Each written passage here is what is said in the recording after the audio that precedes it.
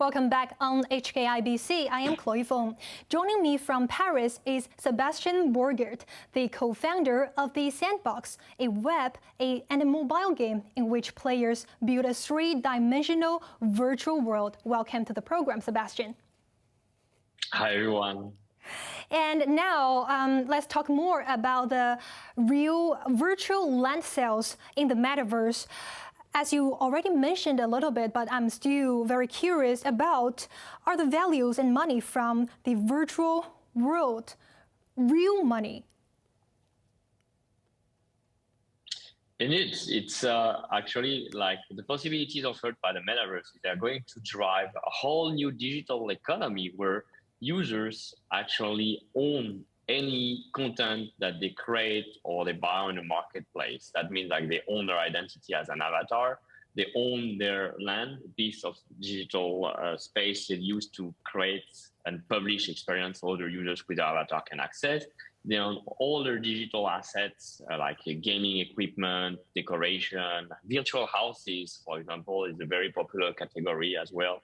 And they own their currency and they can transfer those content from one to another.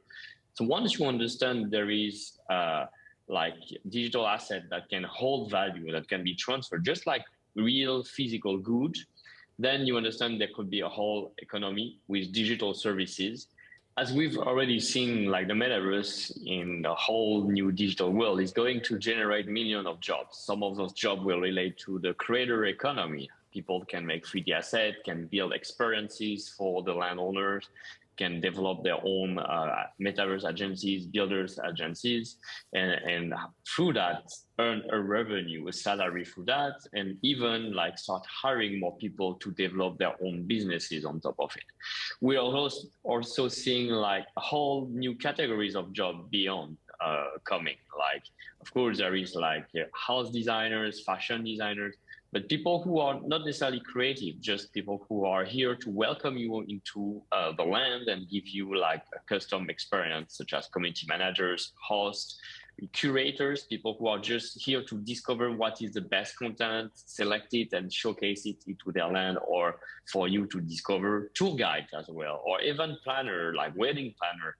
And well, I think the most exciting part as well is like thinking like being a player, not just like a professional player or the best player like in esport, but just a regular player spending a few minutes, a few hours of your day engaging into various activities, which can be virtual concert or working or socializing, dancing, even learning can actually be variable, because the reward you receive as you complete those quests, as you engage with those different land and experience, they are actually tokens on the blockchain that can be sold then on marketplaces to generate a revenue, actual Hong Kong dollar fiat revenue. And that's one way for you to earn as well. People thinking about like physical goods and how you match them with their like virtual equivalent. So if you own the physical good, you can also own the virtual equivalent, and vice versa, thinking starting like digital first to physical. So there's so many possibilities. All right, that's very interesting. And also another aspect that I am curious about is, the property sales variance. We know that the market of the real estate is based on, scarcity. So how does scarcity work in the metaverse? How some NFT lands might be worth more than others? Well, just like in the real world, like location matters. Location matter because there is already transportation rules in place into the metaverse. Like you do not necessarily, at least in Sandbox, can pop up with your avatar just anywhere. You can pop up only at certain like portals, which would be then your connection towards the other lands. Then you have to walk with your avatar from one land to another to actually access some more further experiences. Location matters because you also want to become the virtual neighbors of some of the hypest properties. Like who doesn't want to be like Snoop Dogg a neighbor, or just next to Ocean Park, or Tatler Asia or HSBC Land, for example. There are properties that will gather also like in their neighborhood a lot of like creative people or people into like, I don't know, fashion, lifestyle, entertainment and more. And that will bring you even more traffic and visibility through there. So ultimately, even though the metaverse is this myriad, this infinity of virtual worlds, some of them with finite land, some of them with infinite land, what Sandbox is looking to accomplish is to become like a metropolis, a virtual Hong Kong, a place that lives 24/7, where with your avatar, anytime you enter, anywhere you enter, there's always something great to do. And because you can find work, you can find entertainment, you can meet your friend, you can socialize, you're more likely to want to be in Sandbox than maybe into other world where like you will find different communities or possibilities. That's absolutely fascinating, actually. You're talking about the virtual world as something really, really similar to the real world as well. And also, I know that there are various activities emerging from the metaverse as well, as you just mentioned about, some fashion shows. So tell us very quick, what is the latest, most popular activities in the metaverse? Well, virtual shows, virtual concerts are definitely very popular. When we opened the Snoop Dogg Mansion in our Alpha Season 2 in March, that was one of the most visited experience and where people were engaging and doing something new. And ultimately, when I think about it, like if we are going to spend more and more time with an avatar to work, to play, to socialize, to discover, to do all those activities, it just makes sense to attach more importance to what your digital self is going to do and where it's going to interact with than actually into the physical world. Right. I also want to bring out some of your company's recent plan at a press conference in Lisbon on the sidelines of the non-fungible conference. You said that your company will move more aggressively on hiring and acquisition. So is there any update about the new fundraising plan in the near future? Can you reveal to us? Absolutely. Actually, the metaverse, we're still very far from the 10 years vision we all have of the metaverse that can be represented into science fiction, movies or books.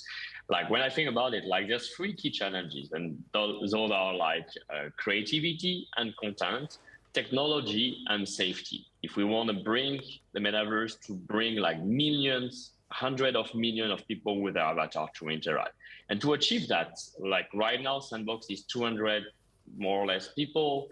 We were just 100 a year ago, but that's still not enough. We are competing with companies with tens of thousands of some of the best engineers in the world.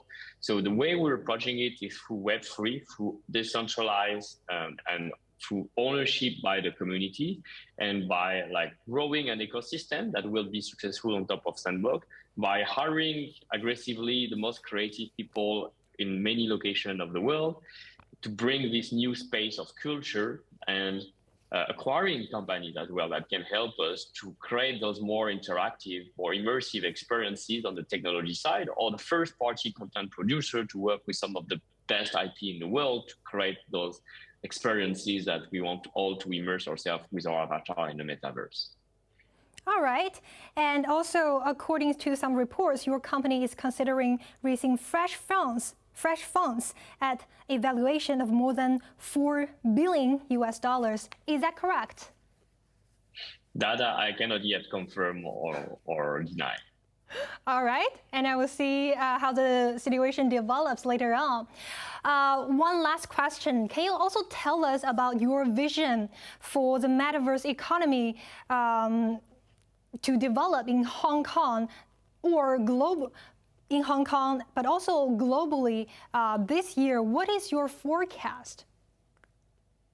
I think 2022 will again break all the forecasts we've seen. Just last weekend, the other side from the Borget Ape has raised $300 million in land sales. So they accomplished in a weekend what Sandbox has accomplished in a year, and thanks to that brought many more people into the space of virtual real estate, virtual land, and understanding the possibilities of like truly owning your identity and your asset and using them across many virtual worlds.